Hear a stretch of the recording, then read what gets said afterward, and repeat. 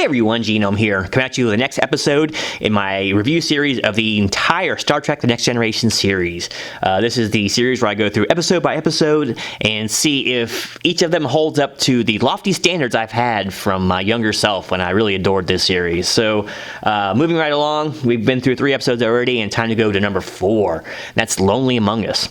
So I'm going to just kind of give a brief synopsis of the episode and then I'll give you what I think about it after the fact. So this one is exceedingly simple and pretty outlandish, but I got a bad feeling about this. Okay, let's start with simple first. Basically, the Enterprise is going somewhere fast and they run into a giant energy cloud. They go around it to scan it, but they pick something up by accident. They brush the cloud, you know. Are picking up an unusual energy object ahead. On screen. Confirmed, sir. This will be a useful theme later on in the series as well. As soon as it does, it's starting to go through the computer systems, and then it enters Worf, and which is a hilariously acted scene, by the way, and really shows the character's penchant for pain.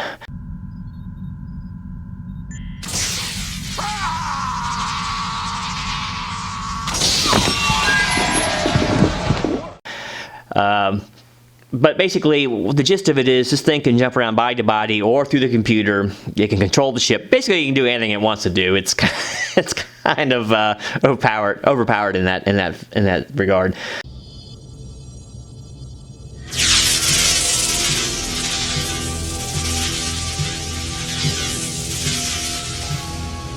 So it makes its way around the ship, and it realizes apparently that it's not going to do well. There needs to go back to the cloud. So basically, it wants to get back there, but in order to do so, it says, okay, well, You obviously have a wonderful economy with words. It's going to look weird if we just go back to the cloud, so we'll make Picard order it back. So it jumps into Picard, and they head on back. Right, Data. They must go back to learn more.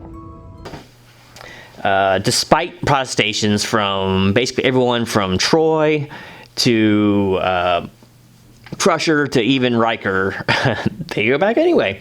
And Picard is beamed off the ship directly into the cloud as just a being of energy. He's not rematerialized on the outside. So somehow he's still cohesive. I don't know. It's never really explained in the cloud, and the crew must struggle to get him back. Well, they're going to get him back. It's the show. It's the captain. But he does come back. None the worse for wear. Everyone goes about their way and back to business. What are you talking about, Data? Is this still Sherlock Holmes? Indubitably, sir. Well, at least you got rid of the damn pipe. So, yeah, exceedingly simple story. It tries to build some character traits a little more in this episode, but it doesn't do too well. None of the performances are really outstanding in this episode at all. Get out of my mind. Other than Picard, he's good in a vacuum. The man is just such a talented actor, Patrick Stewart is, that there's no denying that, even though he's a little stiff in the first 2 seasons as Picard. But, I mean, there's no real standouts here. And the episode's kind of a drag. It's a whodunit, but everyone knows whodunit. It's the mystery being, so there's no real mystery here. Most of the time when the being takes over the person loses like 10 IQ points and he seems completely odd and weird. Are you all right? Yes, perfectly. Both of us quite normal now. And people notice it all around, but they do nothing about it. This is the helm. Unless there have been some changes I don't know about. Dr. Crusher. They give them unfettered access to the bridge when they're acting really wonky. Picard, once again, has been outed, basically by Troy, by the Doctor. I'm sorry, I really am too busy for this kind of nonsense. Do I have to call security? And they have ample evidence to say, he's not compos mentis, man. He is, he's not to be followed when you take the ship over. Please, are you Jean-Luc? He is here. The Jean-Luc I know. And more. And it can be done just like that. But they don't do it. They let him get all the way back to his thing. And it's just kind of very, very unbelievable and a little bit laughable. Riker should have just taken the reins right then, or the doctor could have just relieved him of duty and saved Riker that pain. But it's like the doctor, Riker, and Troy, none of them want to be the ones to take the captain out of power, so they all completely fail their ship.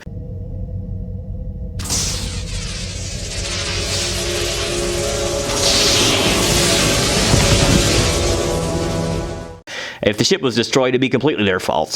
Indubitably, sir. So I know you don't like to say no to the head honcho, but sometimes you got to when lives are involved. To be disabled and mentally incapacitated.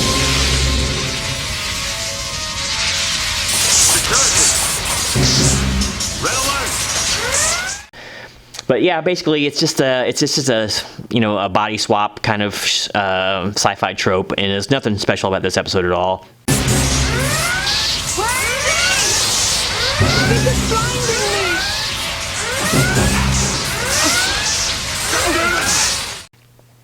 The only thing that maybe you get out of this one is you learn a little bit more about Picard, his love for exploration and that sort of thing, I guess. But It's a trap!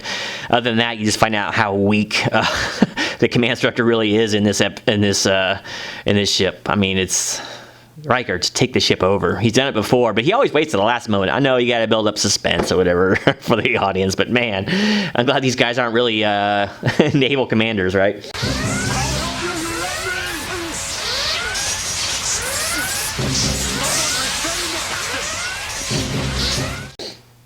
So yeah, that was the episode. So definitely a weak episode.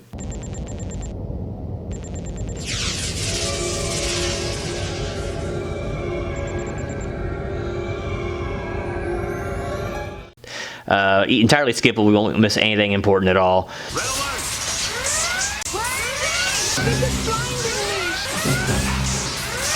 And that's just about it. I mean, it's not horrible, but there's nothing really all that outstanding about it. Nothing. I mean, not outstanding. There's nothing outstanding at all about it. There's nothing even all that great about it. Example.